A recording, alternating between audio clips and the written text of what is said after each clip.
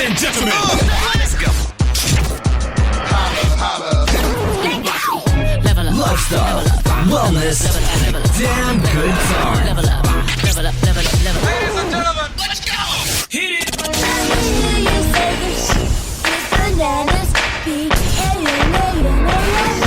You're listening to the Holistic Life Podcast, presented by Say What Radio. Whap, whap, whap, whap. That's the sound my dog's tail makes when it's hitting something. Get your mind out of the gutter. It doesn't mean what you think it means. Yes, yes, yes, yes. You are listening to the Holistic Life Podcast. I'm Jenny. I'm shopping on Amazon. His name is Jay. And he totally checked out because of the intro. I get it. All right. So with today's topic, this has the potential to be very raw. Why are you talking like that? I don't know. Because I'm feeling like, hey, because look, today's topic is X Factor is the category. Category is X Factor. Oh my God. And then something dung, like I picked something. You know, like this sounded like a game show. Ding. So today we're going to talk about what it's like to be in an interracial relationship. So if you didn't really pay attention to the podcast cover, like let's just say you listen and really pay attention. You're like, oh, cool. He's jumping. Like it's kind of hard to tell if you've never looked us up at all. I'm the white girl. I'm going to let you explain who you are. Oh, I think it's self-explanatory. I'm the guy jumping. He's the guy jumping. I'm the white girl. He's the black guy. Okay. So I don't really know where to start with this because for me, being in an interracial relationship, marriage, whatever, honestly, sometimes I don't really notice. Like he's just Jay. I don't look over and be like, oh. All right. So, I mean, with that being said, let's recap 2020. Well, yeah, go ahead. Your point of view from like when, what is it called? Put Amazon down so you can talk. No, that's not why I can't talk. I was thinking about the racial injustice with what has happened so far in 2020 and how that kind of opened your eyes. Yeah. Wow. It's hard to recap because it's so much and I don't even think I can completely recap everything and even do it justice. Because as I started off saying, like, sometimes I don't realize that we're in an interracial marriage because he's just Jay. And what's interesting is with everything that came up this year with the civil unrest and with, the demonstrations and the marches and the protests and everything, right? And social media blowing off with everybody, saying everything because that's 2020. Everybody just speaking their mind openly with no filter. About whatever the fuck they want to talk about. So, one of the things is like, I know, for example, someone may be listening and be like, oh, you don't even notice your husband that he's black. Like that's one of the things that's really important and that makes him really special. So it's not okay to be colorblind because recognizing him and his blackness is what makes him him and what's important. And so I get that. But at the same time, from my perspective, I just feel like Jay's Jay. Like I don't think every day and wake up every day like, oh my God, I'm in an interracial relationship. Like it just, we're two people. We're two humans. We're two people who love each other and go about life. Now, with that being said, I remember when everything first started, I'm not going back to the beginning. I'm talking about this year when everything really was ramping up and Jay and I were talking, he was like noticeably upset. And we had a lot of conversations and really just understanding like, okay, what is this for you? And I think the biggest thing was for me realizing and recognizing, one, that there are some problems when it comes to equality and race.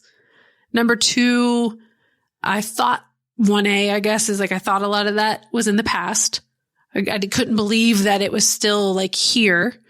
Number two is that Jay and many other African Americans and people of color have been experiencing this and very aware of all of these struggles for many, many years. And for me, I was like, oh, wow, I didn't pay attention to any of the other times. They didn't really pop up on my radar. They weren't on my radar, and these all were on my radar. So we really talked through everything. And he shared a lot of that with me. And we watched a lot of documentaries and movies and just shared a lot. And it's really eye-opening. And to be honest, like, I'm trying to find the right words because I'm a white girl. So I feel like in this moment, it's like, oh, you're a privileged white person. So I feel like I might say the wrong thing, or I said something incorrectly, or I'm showing how privileged I am, or showing how insensitive I am. Like, I'm really afraid, especially on this format, to say the right or wrong thing. And it's kind of hard. Like, I don't like that you asked that question, but I guess that's really the point of this podcast, what it's like to be in an interracial relationship. Yep. And this is our platform. So yeah. You shouldn't feel, and I mean, people are going to say what they want to say anyway, but you know where your position is, you know where you stand. But sometimes I'm not good at articulating it. I got to get better at that. Like, sometimes really articulating like my beliefs and stance on the spot, I don't always do very well with that when it comes to like deeper issues that I really just, you and I talk about. But like in a public forum or in a sense like this, like I sometimes struggle with articulating it. And especially with something sensitive like this, I don't want to say the wrong thing. I don't want to offend somebody. And of course, I mean, if I do say something offensive, I want to know so that I can make it better. But it's with everything that's been going on though, like I honestly feel some people offend. You know what I'm saying? Like I feel there's a lot of things that have been taken out of context. I feel that a lot of things have been brought to the light, if you will, have been made aware. Some things I feel have been totally blown out of proportion. Mm-hmm. Like certain words you can or can't say because it's cultural appropriation. Mm-hmm. I mean, that has been done across the board. It's like people who have Asian tattoos. What are we saying? Like, I can't get the Chinese symbol for love on my back because it's cultural appropriation and I'm not an Asian person. So I feel that's just an example. I feel some things have been totally blown out of proportion. Well, and even too, listening with the awareness I have now, I even wonder if you said that correctly, because you said, I can't get the Chinese symbol on my back because I'm not an Asian person. I would wonder if that's even the right word. Chinese symbol because I'm not a Chinese symbol. That's what I'm saying. But when I say that, people understand what I'm talking about without me having to run to a book and saying like, oh my God, I'm offended because it's not Asian. It's Japanese. It's Korean. It's whatever. You get my point. Yeah.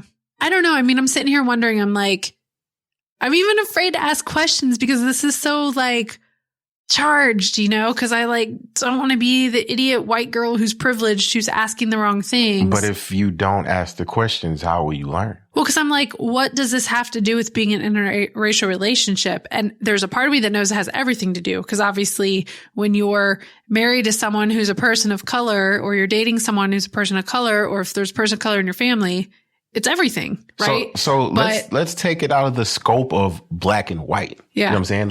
Let's take it in the scope of I don't even know if I'm saying this right. I'm probably going to get ripped or trolled because I offended somebody. Interreligious relationships. You know what I'm saying? I mean, okay, so here's where I kind of go, like, as you say that, and as we're kind of trying to be PC with these words, it just is kind of like, isn't that just, that's every relationship, isn't it, to a certain degree? Like, not every, but I feel like it's a lot of relationships that are either interracial, two people from two different races, two different backgrounds, and a lot of times two different religions. I know there's a lot of people of same race and same religion who get together too, but I feel like you threw that in, that's like freaking 80% of the world probably. Well, okay. If you're talking about somebody who is Christian, mm-hmm. not just like, oh, I grew up Christian, but, you know, they're well-rooted in their Christian beliefs, who marries somebody who's well-rooted in their Islamic Muslim beliefs. You know what I'm saying? I feel, the flip side of the same coin, you know, but you still have to deal with customs, the stuff you deal with that particular religion and this particular religion under the same household. So yes, it is 80% of the world. But if you look at it from like, cause you grew up Christian, I grew up Baptist. Neither one of us really go to church. So yes, you have those people, but I'm talking about people who are well rooted in their religious beliefs. I see what you're saying, but I would say because this is something you just kind of brought up, I haven't had a chance to really like think about it, but I guess there are similarities to be in an interracial relationship and difference in religion. But like, I feel like with the example you brought up, it's not quite the same, because I feel like with religion, there's some like deep beliefs. If you are like a practicing Muslim or practicing Catholic or whatever, and you marry someone who's not practicing that religion, I feel like that goes deeper in beliefs versus you're black and I'm white. I don't feel like there's like these foundational beliefs that clash. How do you feel when you walk through a neighborhood with bars on the windows? With bars on the windows, I am uncomfortable because I've been taught that usually means that there's bad people in that neighborhood. So how does that not go hand in hand with the religious? It's the same type of thing. You grew up in certain beliefs.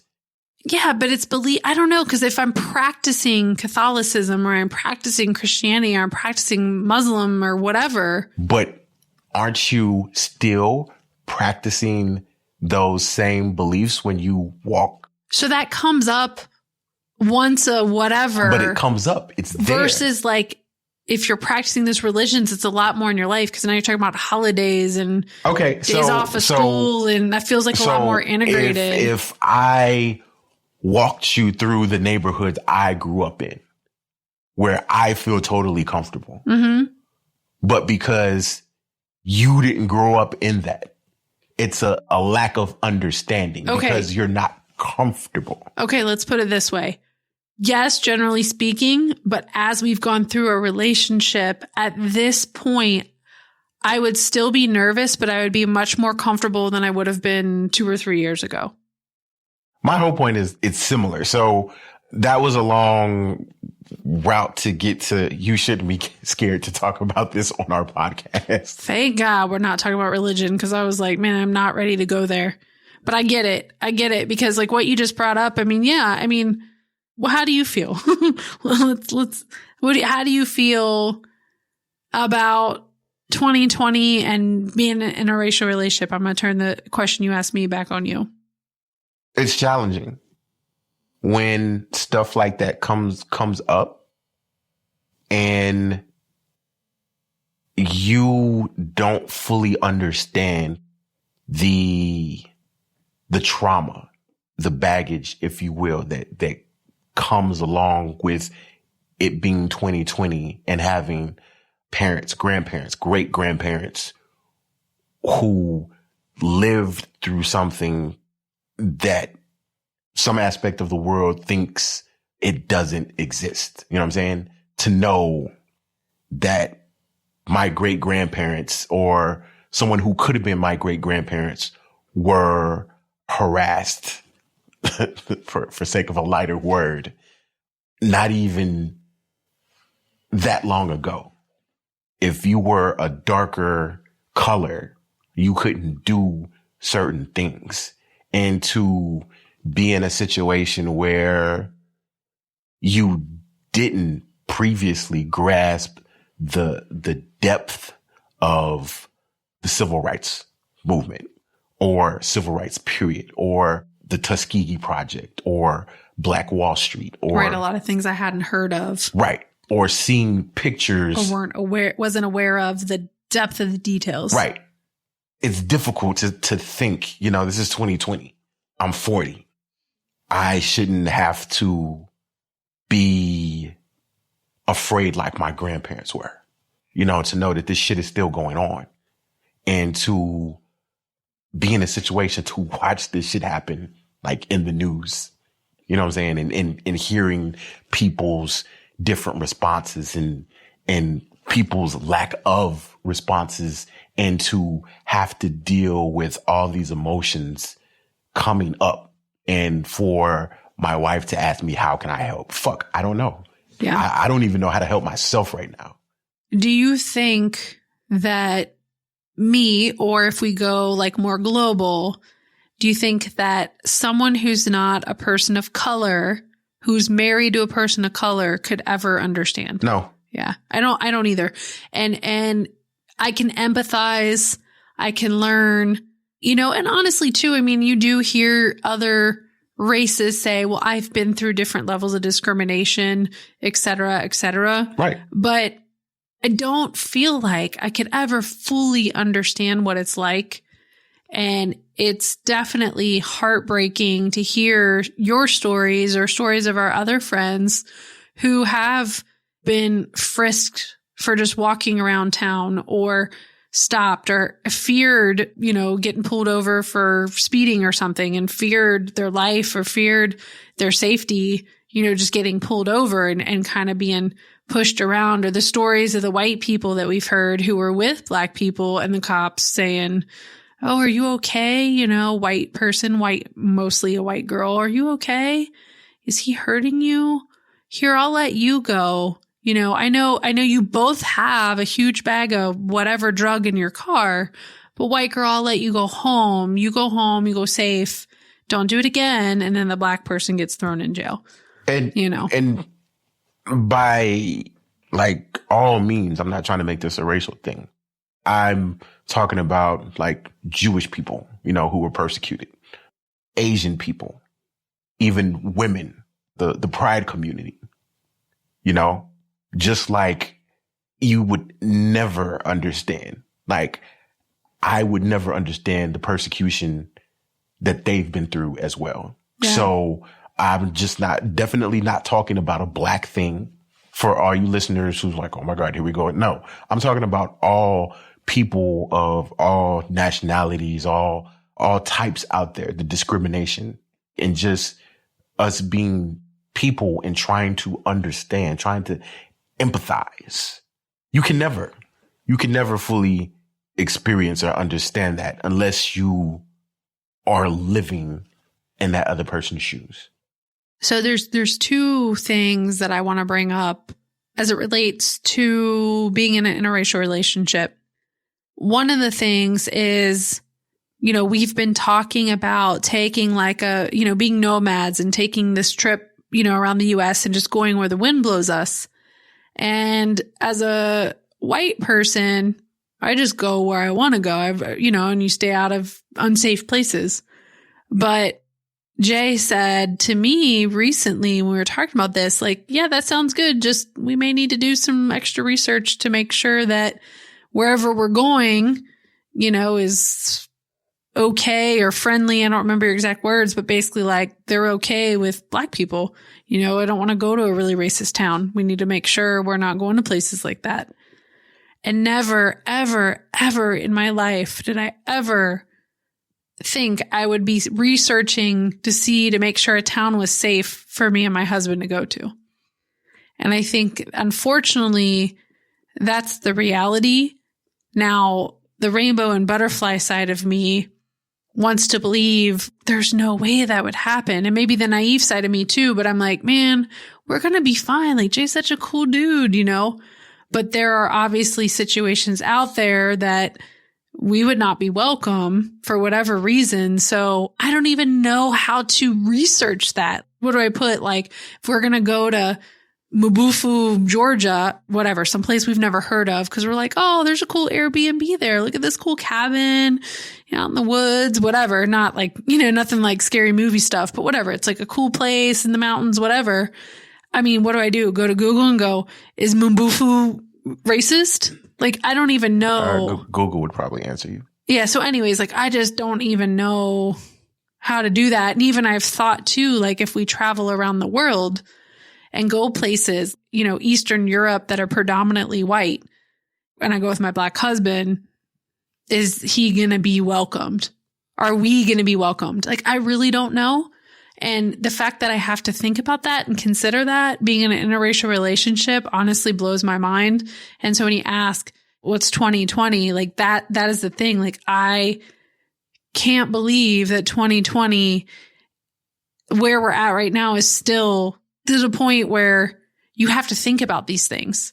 And that was my awakening, that this is still taking place and a lot of people are still being prejudiced. That's not even the right term. It's the right term, but not the right tense. Prejudiced about, like against, like people are still being, whatever that word is, like they're like being hated because of who they are. Right. And it's interesting because the other part of that is remembering some of my travels and my history and my past and stuff, and remembering and being aware that some of the words that were being used towards groups of people, because I know in England, they really don't like one certain group of people. And I really don't want to remember the name of what they called them, but it was a very like hateful, derogatory name.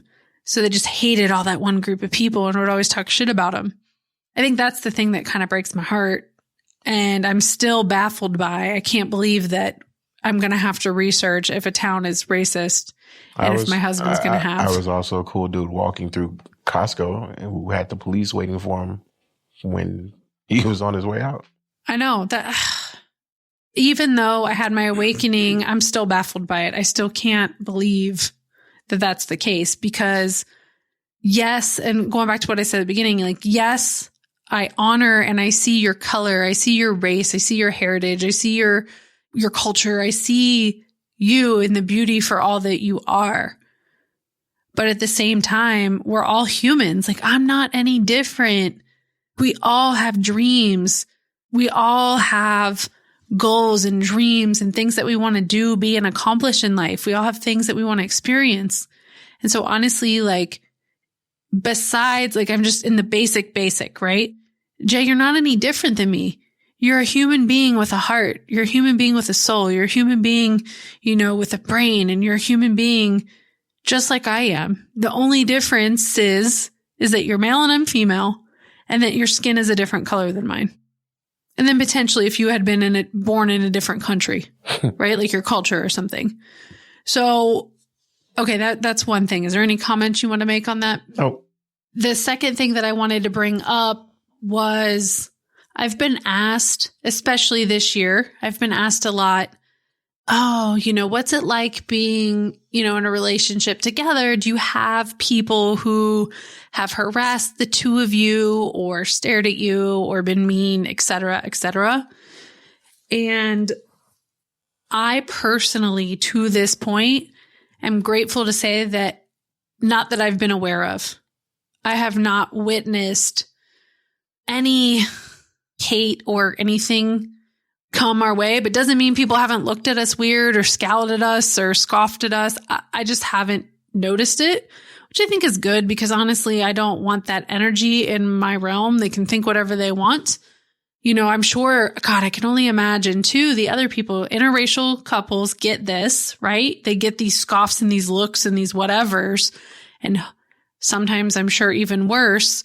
I would only think too that someone who is in a same-sex relationship or who is transgender or non-binary or any of those things getting the scoffs and scowls and looks. And just because you're different, just because you don't follow what everybody else does, like, it's just ridiculous, honestly. Right. What do you think? Like, have you noticed anything? I don't know. We're grateful that we haven't noticed anything, but also we've lived in places that are pretty diverse. Right. Think about Houston. Houston's pretty diverse. When you're in a big city like that, there's a ton of embassies here. And I'm not saying like hatred and racial profiling and stuff doesn't happen here. It's just way more diverse than if we were in Ross or Okeana, Ohio, which is like Western Cincinnati. And it's definitely different there.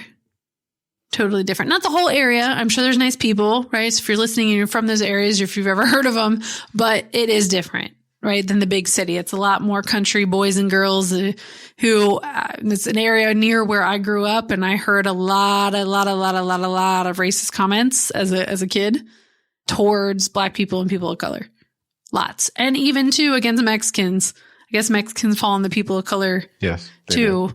But specifically Blacks and Mexicans. Oh, I heard all kinds of racist comments growing up. So that's why I call out that area, because I know for sure it exists even more there in the open.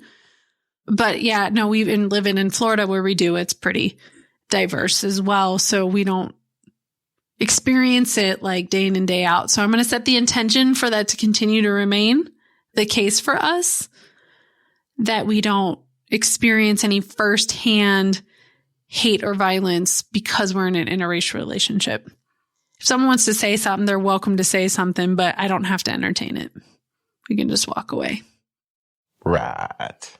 It's interesting, too, because I've seen people who are like, you know, why would you date outside your race or whatever? And I guess that falls into like any category. But ooh, I didn't even think about that. Like black women getting mad at black men for not dating a black woman. Or dating if it's guy, girl, not dating. No, I'm just saying or a black woman dating a white guy. It goes both ways or whatever. Right. But I mean, the cool thing or a black woman dating a white woman. Is you made your point. Okay. all your boxes were checked, Jen. We're good. Got it. No, it's I was going to say different, but it's a chance to grow, to learn, to see something outside of what you're used to. First time hanging out with your family, that was interesting because I had my perceptions, and getting to know them and realizing, like you said earlier, you know, we're just all people. Mm-hmm. It really doesn't matter. But your family has done some stuff where I'm like, what the fuck is this shit? Okay, this is interesting. This is cool or whatever. And just learning the dynamics of that. Mm-hmm. Well, it's funny. What I love to do is like when we're doing stuff or whatever, because I know white people are funky and uncoordinated and goofy. I was like, what do you mean by funky? Like, paraphrase that. No, not funky like black people funk, soul, like funky like dorks. Oh, not all of them, but just, you know, black people or white people can be. I thought you meant funky like stink.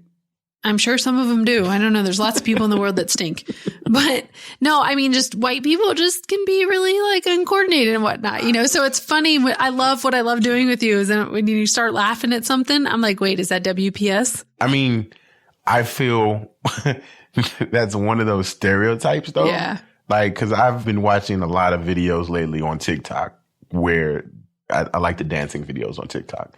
And a lot of the videos I watch aren't of black people. Right. Of course, there's lots of like white people that have rhythm and can dance for sure. Right. But that typical stereotype. Right. That's what I find. That's what I enjoy like doing. Like when we're doing something, especially driving 17 hours, you know, listen to the radio or whatever, like songs come on that Jay's never heard of. Yeah. And I'm like, is this song a WPS? Yeah. Like, man. Or was it just that your family didn't listen to this? So it's always kind of fun to like have this conversation. If you don't know what WPS is, it's white people shit. Like, you know, like the top 3 corny ass songs that are played at white people weddings, like they would probably never be played at a black person's wedding. What is it? Journey? Don't Stop Believing. Number 1. Right. Don't stop. Yep. And everybody goes fucking nuts. I could not see that being played at like a Latino wedding or like Sweet Caroline. Oh my God. Yeah. There's just this couple that are just anyways. But not knocking those songs because they do jam. They just wouldn't be in my heavy rotation. Right. Nor would it be at your wedding. No, it wouldn't. Or like any of your family's wedding or anything. Right. No. Right. Totally not. Maybe at home by yourself, random. Maybe. If it just happened to be in one of the playlists I was listening to at the time. Right. Well, I'm sure there's so much more we could talk about. I don't even know how long this has been. It doesn't matter. I could peek and look, but it's facing the other way. I know that no matter what, for me, I've always had a love for all people from everywhere. I've always had a genuine interest and just a passion to meet people from all over the world, hear their stories, understand where they come from, honor who they are. I've always been intrigued by that. And so it just so happens that the man who's with me in life is a person of color. Just so happens. He could have been anybody. For me, it's his heart, it's his soul. It's who he is that shined the brightest for me. It's the thing that I love the most. Sweet Caroline. Oh my God, please stop. You just ruined it. You just ruined it. All right, guys. You know that we would love to hear from you. We would love to connect with you. Our last episode, we invited you to join our Ohana, but we didn't really tell you how to do that. So if you want to join our Ohana and get our cool weekly Aloha updates, then go to the number 2jhala.com/Ohana and you will get all this energy, love, and inspiration. And then, of course, reach out to us on Instagram. We'd love to hear from you. Let us know which episode and which parts really touched you and made an impact on your life at 2_Jhala. Of course, take a screenshot of this episode, tag us. Why are you talking like that? Why do you always talk like that? I don't know. It's who I am, obviously. Make sure you take a picture of this podcast and tag us in your story. It must be who I am. All right, Jay's done. If you can't tell, he is done and out for the count. So that means this episode is over. Thanks for listening. Bye. You can subscribe to the Holistic Life Podcast from your favorite streaming platform. And don't forget to check out 2jhala.com to stay in the know as an official 2JH Insider. Mahalo for tuning in. And until next time, that's our show.